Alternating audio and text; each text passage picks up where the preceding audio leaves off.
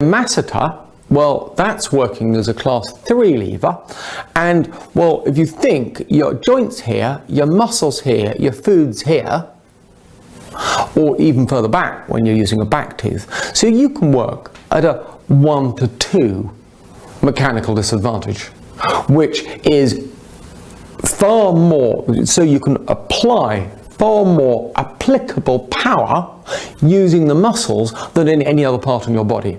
So it's not that the masseters or the temporalis, the jaw closing muscles, are any stronger, it's just that they can apply more force, more power, because of the way they're set up. Now, we've got these very large muscles that are able to apply a lot of power, a lot of force. Now, what's their antagonist? So if I've thought that all of these muscles have antagonists, what is the antagonistic muscle to calm, to regulate, to govern and control these big chewing muscles, or the closing chewing muscles? Well, I don't think it's any of these muscles. These are all small muscles, they're not in the right orientation, they're not really set up in the right place. It's important I make the point that we're not talking about when we're actually chewing. This is when you've got your mouth closed. This is in your sort of homeostatic, your sort of maintenance, your postural position. As soon as you start chewing, it's a different situation. But people aren't clenching in a chewing cycle. People are clenching when they're at rest. And this is bruxing, this is the problem. So you've got these great big muscles. I mean, they're chunky muscles. So what are the antagonists? Where are the antagonists for this muscle? Well, I can only imagine that the antagonistic muscle for the jaw closing muscles would be the tongue. I mean, it is one of the largest muscles by size, by bulk, however you mention it, measure it, within the craniofacial structure, within the skull or head really at all. And also it's arranged in a good position. It's very central. You've got the force of the jaw closing muscles either side. You've got the tongue in the middle. It's my likely candidate for the antagonistic muscles for the jaw closing muscles when at rest, the homeostasis of rest. And you know, it's the right size, it's the right bulk, it's the right position. Now, okay, this is a system. What can go wrong with that system? Well, one of my main theses is the concept of craniofacial dystrophy, and it describes how modern faces are literally changing shape. And of course, something that isn't the right shape probably doesn't work as well. But also something that's not fulfilling its function can lead to a cascade of functional problems. The concept, mainly we've had a major change in diet. We've gone from an incredibly tough, hard, low-calorie diet to a very soft, high-calorie diet, just as we need less calories. And also we've changed our posture. We've gone from a really good posture to a really bad posture, not only using phones and sitting and computers and, you know, the things that drive poor posture, but of course we're getting nasal obstructions and that's leading to poor postures. And of course we're having this epidemic of allergies, crooked teeth and crowded teeth. Now,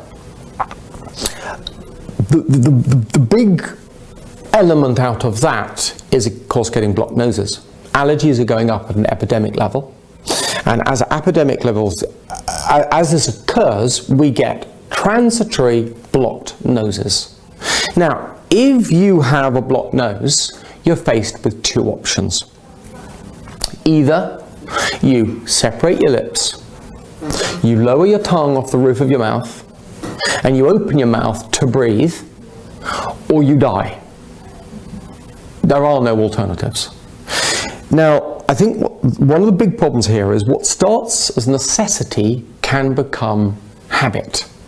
And I'm surprised how high an open mouth posture, but particularly a low tongue posture is. Because you can have your lips closed but still have a low tongue posture. And of course this is in a world where we've all got soft food, so the jaw muscles actually aren't working nearly as much as they should be. Now, when we get this lowering of the tongue, it allows a reduction in the tongue space because the maxilla collapses. Also because we're not exerting as much force through the whole system. And of course, you then get a narrow palate. Now that's only one of the angles which we can look at a reduction in tongue space, because the maxilla is also dropping down and back, it's getting narrower, it's getting shorter.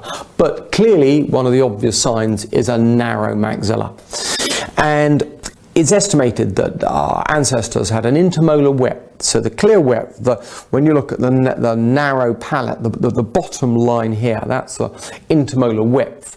Whereas our ancestors had an intermolar width in the sort of low 50s, we now have an intermolar width in the low 30s. And that has happened relatively quickly. So you could go back to those medieval skulls and they tend to have an intermolar width of not far off the low 50s, or at least high 40s. And we've got a gross reduction so that most people now have an intermolar width in the sort of low 30s. And that is a significant change. And of course, if one of the causes of this is the tongue has dropped down, once you've lost space, it's very difficult to get the tongue back up there, so it can easily become a vicious cycle. Now, you then make compensations, because you can't have your tongue pushed down into your airway, so you want to make a compensation for your airway. And one of the compensations you can make is to move some of the bulk of your tongue out between your teeth. I mean, this top image here is a relatively mild illustration. I see people who have their tongue right between their teeth. And of course you get this classic marking on the sides of the tongue. And of course, usually the teeth should touch the opposing teeth. But of course, if you have your tongue between your teeth, this isn't going to happen. The teeth are going to move to fit the tongue and the sort of pattern of the tongue you've got between the teeth. They're not going to move to fit the other teeth. So it's easy then, well, it's likely that when you bring your teeth together, they won't fit together perfectly, and you get what's known as premature contacts. Some bits that touch a little bit earlier than other bits. Of course, then the tongue's not on the roof of your mouth. And if the tongue's not on the roof of your mouth, it's not acting as a natural antagonist to the jaw closing muscles. And of course also, because your tongue's wedged between the teeth, most of the time, that becomes your habitual postural position. As such, being dynamic people, individuals, dynamic organisms, the jaw joint will reform so that it's balanced with the teeth slightly apart. You have a jaw gape, you leave them. And then it's not particularly balanced when you bring your teeth together, as we'll come to. But this picture of a tongue with scalloping on it, it's kind of classic. It's a classic sign that your tongue's between your teeth. I remember when I was young and we didn't have seat belts in the back of the seat, I'd lie down on the seat, have a snooze, you'd wake up, are we there yet? And I'd have Lancia written in reverse on the side of my face from where I'd been lying on the seat. Or, you know, if you have a very heavy night's sleep, you can wake up with the marks of your sheets on the side of your face. Clearly what we've got here is the tongue forming to the position of the teeth, forming to the shape of the teeth where it's wedged in between. We're referred to as tongue splinting. Now, there is another mechanism preventing you chewing or you biting too hard on your teeth. Clearly the body's full of mechanisms, usually pain mechanisms, to prevent you damaging it. And this, I was taught as the buckshot reflex is what we were taught. So that if you get a little bit of buckshot as highlighted between these rather original teeth, the classic example is you're eating a pheasant or some game that's been shot by buckwheat, and it has happened to me once. My uncle used to be in a hunt, and you're chewing some meat, and all of a sudden you have a bit of buckwheat that gets in between your teeth, and your whole masticatory symphony stops like that.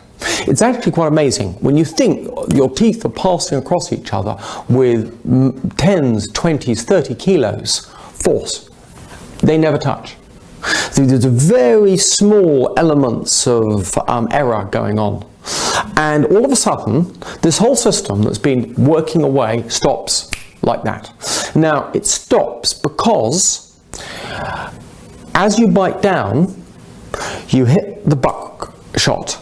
That buckshot pushes more on one tooth, because clearly your other teeth haven't touched together or touched onto anything yet. That overloads a single tooth, and that then sends a feedback mechanism down to switch off the chewing mechanism. Now, that's clearly an overload mechanism. Now, we've got, well, we should have 32 teeth in the mouth. Most people actually only have 28 teeth in the mouth, or less. A lot of people with only 24 teeth in the mouth and heading south. So, if the overload mechanism of one individual tooth, let's say, is a couple of kilos, if we were to add up all of the overload thresholds for all of the teeth in your mouth, that would add up to be quite a large force. A lot of kilos, let's say, lots of kilos. So if your teeth fit reasonably well, all right, you might have a few premature contacts, but remember, teeth move a little bit as you bite them together. As you bring your teeth together, and then move around to take the force, you're going to exert a lot of kilos before you start exceeding the threshold of this whole group together, all of your teeth together. So there's a lot of force before this mechanism will kick in. This mechanism is not really designed to gain fine control of you bringing your teeth together. So if you don't have the normal antagonistic mechanism, normal governing system working, and you bring your teeth in contact, you will have to exceed a great threshold before a great number of kilos before the threshold of overloading surpassed, and you could cause a lot of damage with this level of force.